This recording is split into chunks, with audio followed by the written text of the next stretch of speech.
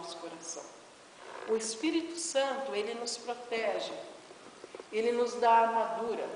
Por exemplo, a armadura da nossa salvação, o que é? A palavra de Deus. E eu costumo dizer o seguinte, que um cristão que não conhece a palavra de Deus é como se ele estivesse entrando numa guerra sem nenhuma proteção. Por exemplo, veja os homens quando vão subir o morro lá no Rio de Janeiro, eles têm que ir como? Protegidos. É ou não é? Tem que ter um capacete, tem que ter um colete blindado, porque se alguém atirar, vai bater, mas não vai atingir o coração. Então, esse revestimento o Espírito Santo vai nos dar, através da palavra de Deus. E nós precisamos ter. Nós vamos aprender mais para frente que o Espírito Santo nos ensina a interpretar a Bíblia de uma maneira correta, para que a gente não perca a nossa salvação. E isso é fundamental. Tem muita gente hoje interpretando a Bíblia mal. Infelizmente, se Deus não tiver misericórdia, a pessoa não buscar, vai acabar indo para o inferno. Porque interpreta de uma maneira errada. Então a gente precisa tomar muito cuidado com isso. Mas o Espírito Santo está aqui para nos ajudar. Para servirmos a Deus melhor. O Espírito Santo nos dá graça, nos dá sabedoria, nos capacita para levar a palavra de Deus. Tá? E nos implanta no corpo de Cristo, que é o quê? A igreja. Então uma pessoa, o Espírito Santo, ele dá equilíbrio para uma pessoa para conviver com outras pessoas. Por quê? Porque a igreja é um lugar que tem pessoas de todas as maneiras, os irmãos concordam? E uma coisa que eu achei muito interessante naquele estudo que foi feito aqui na escola bíblica, o irmão falou o seguinte: todos nós temos defeitos e qualidades. E ele falou sobre os tipos do caráter, né? Tem pessoas que são sanguíneas, tem pessoas que são fleumáticas, tem pessoas... Mas todos têm qualidades e defeitos. E que Deus nos molda, e Deus usa cada um também de acordo com o caráter. E a gente vai ver que isso é uma realidade, porque se a gente for estudar, lembra João? João era aquele apóstolo do amor, né? Ele encostava no ombrinho de Jesus, ele é provavelmente um homem calmo, tranquilo. Mas Pedro não, Pedro já era aquele que ia, tinha que resolver tudo, mas ele era um homem que tinha iniciativa. Quando Jesus veio no mar, João não se atreveu, mas ele não, se é o Senhor mesmo, o cara já foi descendo do mar à noite. Então ele era um homem que tinha coragem. Então nós temos isso, nós temos defeitos e nós temos qualidades dentro do nosso caráter. E nós vamos aprender um pouquinho hoje sobre o que é a personalidade, dentro desse conjunto que é a personalidade. E Deus nos molda e o Espírito Santo nos capacita para servi-lo, para servir melhor a Deus. Amém? Amém. Então vamos lá. A doutrina do Espírito Santo é o que o irmão estava explicando. Irmão, está aí aquela revistinha? Me presta aí de novo. Qual? Essa grande da Vitel, tá? Que o irmão estava explicando, mas alguns irmãos ainda não tinham chegado. É a pneumatologia, que é o estudo da pessoa, obra e ministério do Espírito Santo. Pneuma é uma palavra que vem do grego, significa ar ou vento. O que aconteceu no dia de Pentecostes?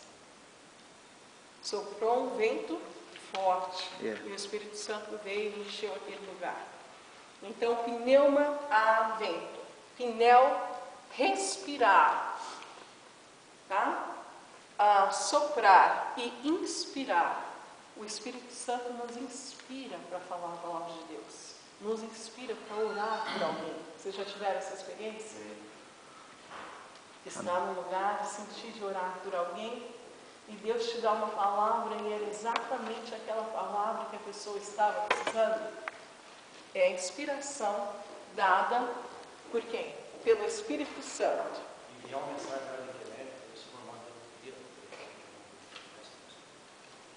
Exatamente. Ele é uma pessoa em toda a sua plenitude, pois ensina, guia, consola e fala. Então, o Espírito Santo, irmãos, é uma pessoa. Ele fala ao nosso coração. Jesus não falou: eu não vos deixarei quando ele subiu ao céu. Não Então os discípulos, né, preocupados, Senhor, e agora? Meu Senhor está indo para o céu. Olha, não fiquem preocupados, eu não vou deixar vocês órfãos. Eu rogarei ao Pai e Ele vos mandará outro Consolador. E Ele vos guiará e vos ensinará toda a verdade. E Ele estará para sempre convosco. E hoje Ele habita dentro de nós. Isso não é maravilhoso? Isso é um privilégio que nem a pessoa mais rica do mundo pode ter. E nós temos. E muitas vezes, infelizmente, irmãos, não valorizamos. Nós vamos ver o seguinte. E agora eu quero que os irmãos leiam para mim. Vamos ler um pouquinho a Bíblia, porque isso é importante. Tá? Irmão José Carlos, se você puder ler para mim. Em Gênesis, no capítulo 1, versículo 2. Não agora, daqui a pouco, só procura. O irmão Muniz, Salmo 104, versículo 30. A Marta, Jó 33, 4. O irmão, por favor. Nilson. Irmão Nilson, 2 Samuel 23, 2. Tá? A irmã Eliane, Lucas, no capítulo 1, versículo 35, e depois no capítulo 4, versículo 1. Tá? E depois também o Joãozinho, em João 21, 25. Então veja bem, o Espírito Santo já existia desde a fundação do mundo. Irmãos da casa, por favor, levanta e lê bem alto aí pra gente. Gênesis 1, 2. É. Amém. A terra, porém, estava sem forma e vazia. Havia trevas sobre a face do abismo, e o Espírito de Deus pairava por sobre as águas. Amém. Então a terra, o planeta Terra, era sem forma e vazia. E o Espírito de Deus pairava sobre lá. Já estava lá. Então ele já estava na criação do mundo. Vamos nisso, por favor. Muito obrigada, José Carlos. Envias o teu Espírito, e são criados, e assim renovas a face da terra. Amém. Obrigada. Marta. Formação do homem. O Espírito de Deus me fez, e a inspiração é a inspiração do Todo-Poderoso, e a inspiração do Todo-Poderoso me deu vida.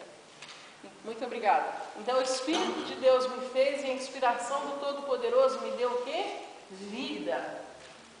Não é maravilhoso isso, irmãos? É tremendo. Eu fiquei apaixonado por essa lição. O irmão Marcelino me pediu para dar aula da segunda, eu falei, não, tem que dar a primeira também. Eu comecei a ler, eu falei, não, a gente precisa conversar isso, a gente precisa debater, porque é bom demais. Irmão, por favor, querido.